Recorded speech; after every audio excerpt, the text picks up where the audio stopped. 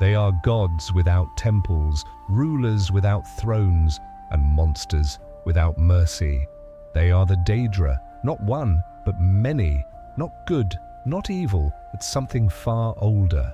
Older than empire, older than the divines, born of chaos, crowned in mystery. They are worshipped in secret, bargained with in desperation, and feared by even the most powerful mages of Tamriel. Each prince commands a realm of oblivion. Some are endless storms, others are whispered dreams or screaming fires. And in those realms dwell their servants, Dremora, Scamps, Winged Twilights, Ogrims, Golden Saints, things with shape, hunger, and names that echo in the minds of mortals long after waking. But to understand the Daedra is to step into contradiction. They are order within chaos, law within madness, hierarchy among monsters. Their armies march in perfect lines, for reasons no one understands. They may offer power, but always ask a price. And the question is never, will they betray you? It's when. This is the truth behind the myths, the anatomy of oblivion. The princes, their courts, their pawns, and the war that never ends. Welcome to Tales of Tamriel. Subscribe so you don't miss a single story. The princes and their realms. Before there were empires, there were forces. Before there were divines, there were choices. And before there was order, there was oblivion. The Daedra are not gods, as the priests of the Nine would have you believe. They are not creators of Nirn, nor do they seek to preserve it. They are power, raw, ancient, and undiluted. Where the divines offer blessings, the Daedra offer truths. Harsh, unfiltered, and dangerous. Each Daedric prince is the sovereign of a realm in oblivion, a world not merely ruled by them, but shaped by them. Their realms are extensions of their will, sculpted by obsession, emotion, or madness. They are not landscapes, they are manifestations. To walk the Deadlands is to breathe in Mehrunes Dagon's fury. His towers of brass and stone erupt from scorched earth, his skies bleed fire, and the air itself screams with the promise of destruction. His realm is not at war. It is war. It does not change because of him. It exists because of him. Across oblivion, another realm twists and dances beneath a shattered sky, the Shivering Isles. Home to Sheogorath, the mad god, it is split between mania and dementia. Lush fields of vibrant color give way to rotting bogs. Creatures laugh and cry in the same breath. Time folds inward, and causality is optional. Madness is not a side effect. It is the law.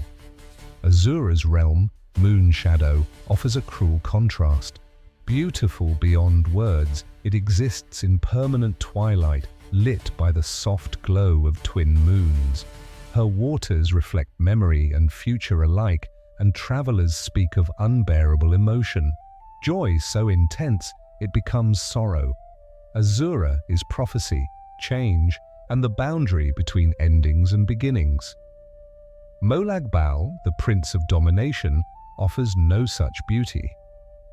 His realm, Cold Harbor, is a desecrated imitation of Nirn, a broken mirror held up to reality. Rivers of filth run through cities shaped like ruins. Souls scream endlessly in cages of bone and iron.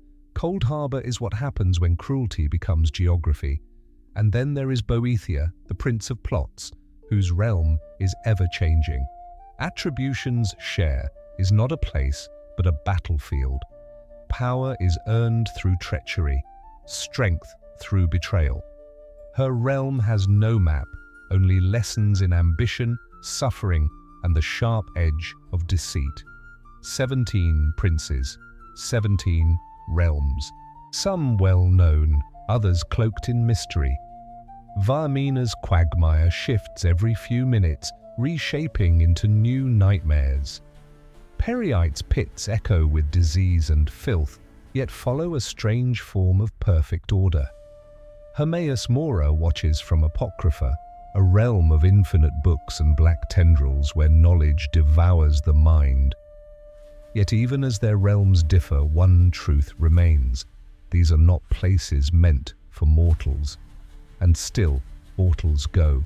Some seek knowledge, others power. Some stumble in by accident, and few return the same. Because to enter a Daedric realm is to step into a mind, into a will. And minds like these do not forget trespassers. But what unites all the princes is not alliance nor purpose. It is separation. They are alone. There is no Daedric pantheon, no harmony. The princes fight, scheme, devour each other's followers. Even their very realms resist borders. Where oblivion ends and begins depends not on direction, but intent. To study these realms is to accept contradiction. They are timeless, yet they change. They are infinite, yet confined. They are chaos with structure. Some scholars believe each realm reflects a part of existence that the divines reject. Where the Daedra gave themselves to the world, the Daedra gave themselves to themselves. They are pure, not good, not evil, but the unfiltered face of existence, of hunger, of need. And though their realms are distant, their reach is not. When a conjurer calls, they hear. When a portal opens, they watch. When a soul is desperate enough, they answer. The divines may speak through symbols and silence, but the Daedra speak plainly, and what they say is always tempting. These are the thrones of chaos, and those who sit upon them do not rule from kindness or grace or destiny. They rule because they cannot do otherwise, and oblivion is never empty. Servants, castes, and contradictions. Power in oblivion does not flow gently. It crashes, it breaks, and when it takes form, it marches. Though the Daedric princes rule their realms alone, they are not without servants, armies, messengers, tormentors, beasts. Each realm is filled with beings forged by the will of its prince. Some are sentient, others are feral, but all are bound by rules older than reason. No prince has a more structured army than Mehrunes Dagon. His servants, the Dremora, are not wild creatures. They are warriors of purpose. They call themselves the kin, meaning the people, and see all other Daedra as little more than animals. To them, loyalty is law, and rank is everything. The Dremora hierarchy is built like a tower of blades. At the bottom are the churls, savage, cruel, and eager to prove themselves through blood. Above them, the caitiffs, consumed with zeal but lacking discipline. They charge headfirst into battle, reckless and glorious in their fury. Then come the Kinvals, true knights of oblivion, hardened by war and tempered by order.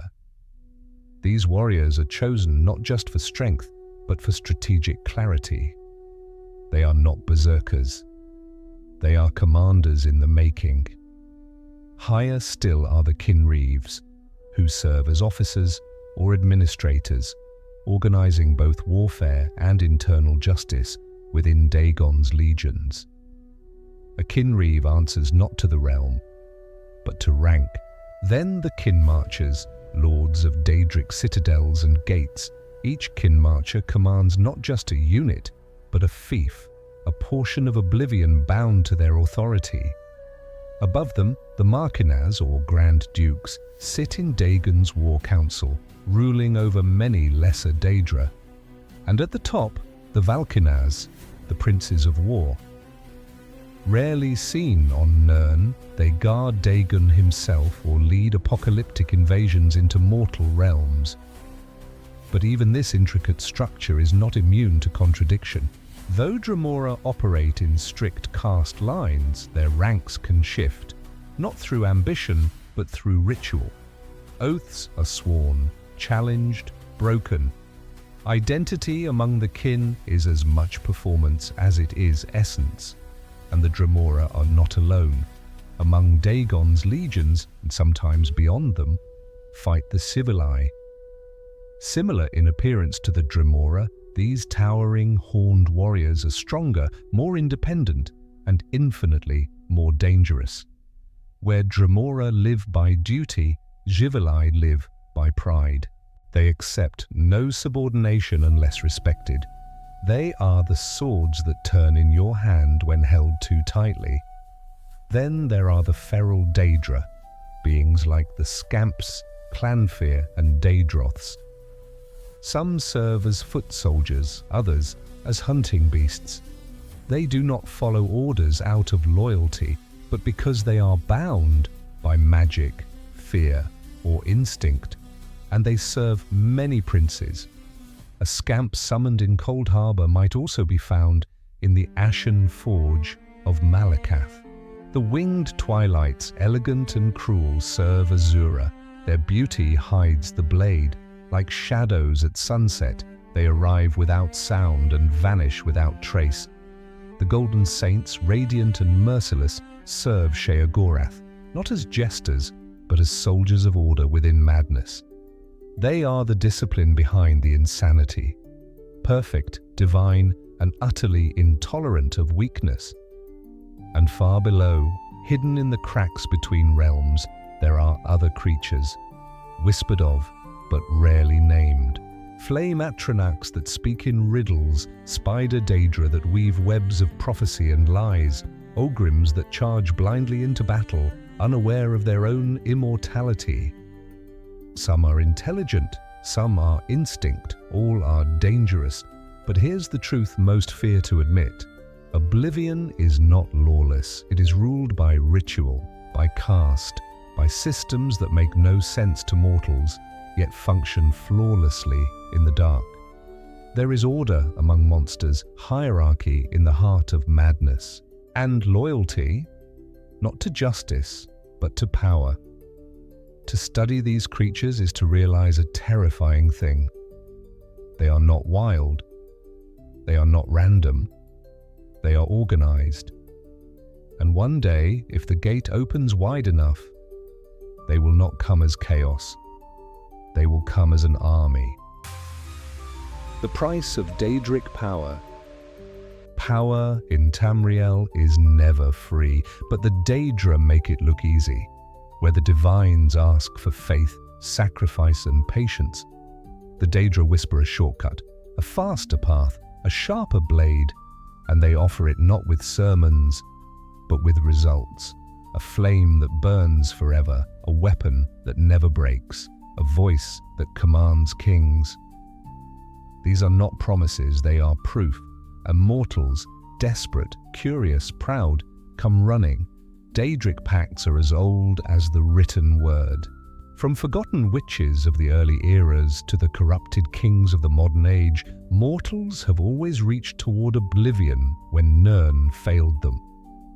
Sometimes they call out in ignorance, sometimes in arrogance, sometimes in full understanding of the cost, because the Daedra always ask for something in return, and what they take is rarely gold. Sometimes it is service, a task, a soul. Other times it is change, slow, corrosive, and irreversible. A knight who swears to Boethia begins to see betrayal as strength.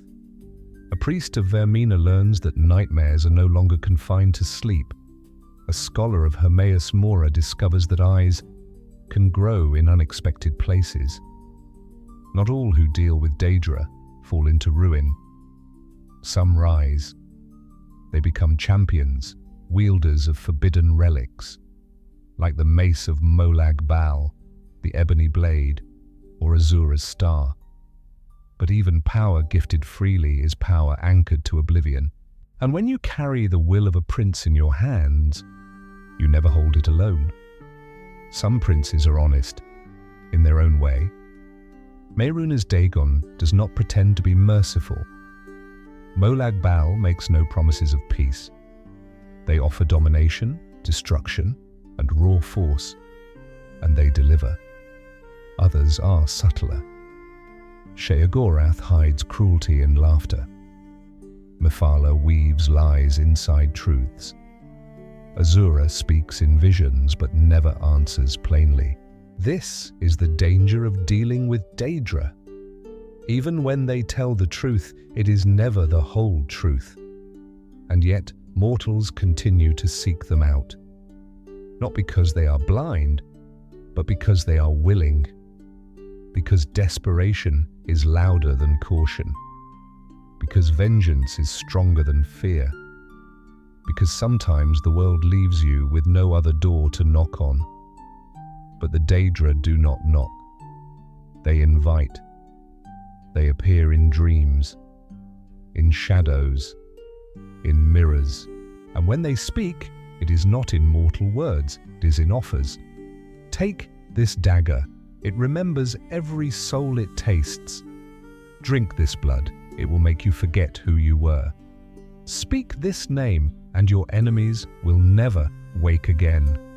They do not seduce with charm, they seduce with results, but the price is always real.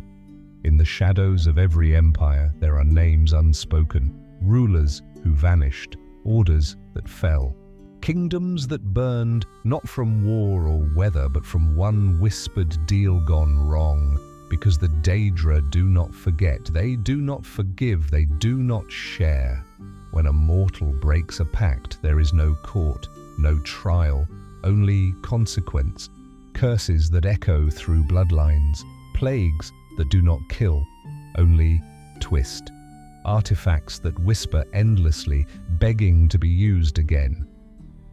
Some say the worst punishment is not death, but service eternal, becoming what you once summoned, serving the prince whose favor you sought, not as a champion, but as a tool, a weapon, a warning, and still, they keep coming. Because the Daedra offer the one thing mortals cannot resist: control, over others, over fate, over fear. And to those who've lost everything, that offer is not corruption, it is salvation. But the question is never will they betray you? The question is when? Because with Daedra there are no gifts, only loans. And in Oblivion, the debt is always collected. Influence, cults, and divine silence. The Daedra do not belong to Nirn, but that has never stopped them from reaching into it. Though their realms lie in Oblivion, beyond the stars, beyond the known, their presence can be felt in every corner of Tamriel. Not because they invade, but because they're invited. No gate ever opens from Oblivion without a mortal hand turning the key. And turn it, they do, in desperation, in ambition, in ignorance. Some seek power, others answers. But most are drawn by the silence of the divines. Because when the gods offer only riddles and the world offers only pain, the Daedra offer something else: action, direct, immediate, terrifyingly effective. Throughout history, mortals have worshipped the Daedra in secret and in blood. Hidden shrines, forbidden texts, whispered names carved into dungeon walls. These are the signs of their presence, and their followers are not always mad. Many are scholars, priests, kings. A cult of Boethia may meet in a forgotten ruin, testing each other through ritual combat until only one remains. A temple of Vermina might appear in a quiet village, where dreams begin to poison the waking world, and no one can remember when the stars last moved. Even in cities where Daedra worship is outlawed, their relics persist. The ebony blade passes silently from hand to hand, drinking betrayal with every swing. Azura's star captures souls like candlelight in glass. The Ogma Infinium, gift of Hermaeus Mora, grants forbidden knowledge and strips away everything else. These artifacts are not just tools, they are conduits, pieces of oblivion brought into Nirn. Some are sealed in vaults, others are lost in ruins, and some rest quietly on the backs of merchants, forgotten until someone opens the wrong box. But the Daedra do not only touch Nirn through worship or relics. Sometimes they come themselves. When the planes align, when the veil thins, oblivion bleeds into reality. During the Oblivion Crisis, Mehrunes Dagon's legions marched through flaming gates across Cyrodiil. Cities fell, gods were silent, and mortals stood alone. Other incursions are smaller. Stranger? A rift in the woods that shouldn't be there. A statue that bleeds when the moons vanish.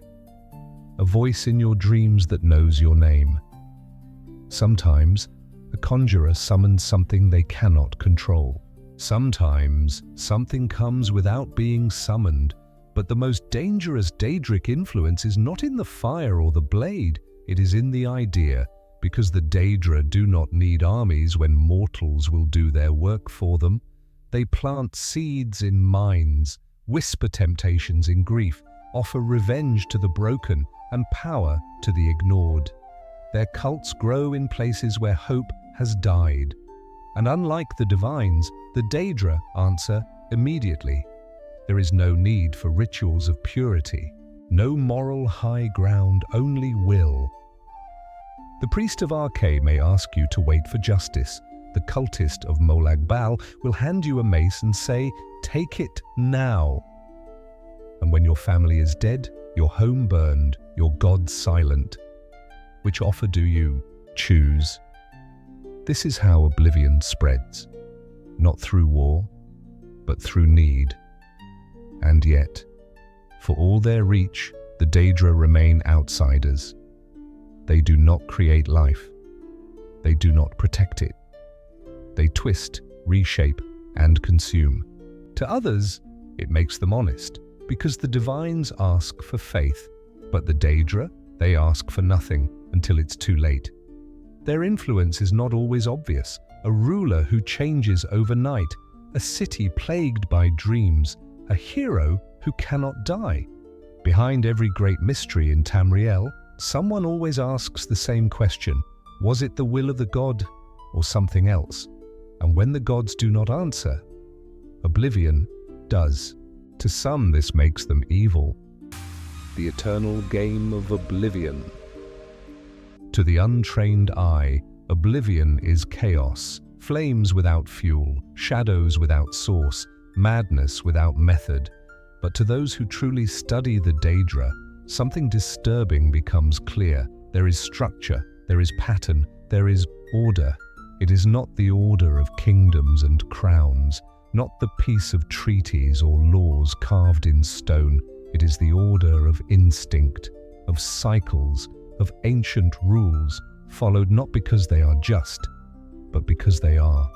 Every Daedric prince has their realm, their role, their obsession, and none stray far from it. Molag Bal does not wake one day and become merciful. Sheogorath does not grow sane. Boethia does not stop plotting. They are what they are, unchanging, eternal. Their realms reflect this fixity. Cold Harbor is always torment. The Shivering Isles are always contradiction. Apocrypha is always questions with no answers. Even in infinite transformation there is constancy. In fact, many princes show more consistency than mortal rulers. Empires rise and fall. Faith bends to fear. Kings break their own oaths, but the Daedra? They never pretend to be anything they're not, and that, in its own way, is a kind of truth. But what disturbs scholars most is that oblivion doesn't just have rules, it plays by them. The Dremora follow castes. The Spider, Daedra, follow matriarchs. The Golden Saints enforce hierarchy with divine precision. Even the madness of Sheogorath has structure. A court, a throne, a cycle of replacement. Some scholars believe oblivion operates on a logic deeper than mortal comprehension. A code written not in words, but in will. A game whose rules are older than time and whose players never change. But who set those rules? The divines, the Daedra themselves, or something even older, lurking in the void between realms. We may never know, and perhaps we're not meant to. Yet the game continues, and mortals, whether they know it or not, are often the pieces. One prince raises a champion, another responds, a realm opens, a city falls, a relic is found, and suddenly a new player enters the board. Was the Oblivion Crisis a random invasion or a calculated move? Was the rise of the Nerevarine coincidence or prophecy fulfilled by Daedric design? Is the Dragonborn a child of fate or a piece moved across a board by powers unseen? Some believe the princes compete, not to rule Nirn, but to shape it, each one expressing their will through chosen mortals, like fingers reaching across a fragile tapestry, pulling threads until the world itself trembles. And mortals, proud as they are, believe they make choices. Sometimes they do.